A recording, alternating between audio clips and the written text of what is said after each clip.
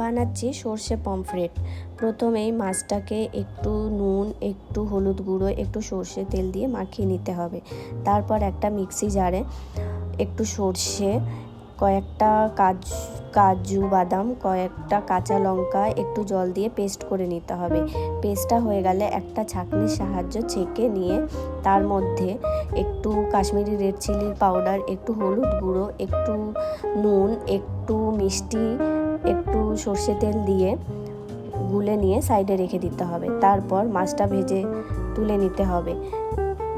মাছটা ভাজার পর যে তেলটা থাকবে তার মধ্যে কালো জিরে ফোড়ন দিয়ে গুলে রাখা পেস্টটা দিয়ে দিন। গ্রেভিটা ফুটে গেলে মাছটা দিয়ে দিতে হবে তার মধ্যে। মাছটা ফুটে গেলে কয়েকটা কাঁচা লঙ্কা দিয়ে নামিয়ে নিন। সত্যি বলছি, খুবই সুস্বাদু হয় খেতে। রিকোয়েস্ট রইল, একবার বানিয়ে খেয়ে দেখুন আর আমাকে একটু কমেন্টসে জানান কেমন হয়েছে। সর্ষে পমফ্রেটটা খুব সুন্দর হয়েছে।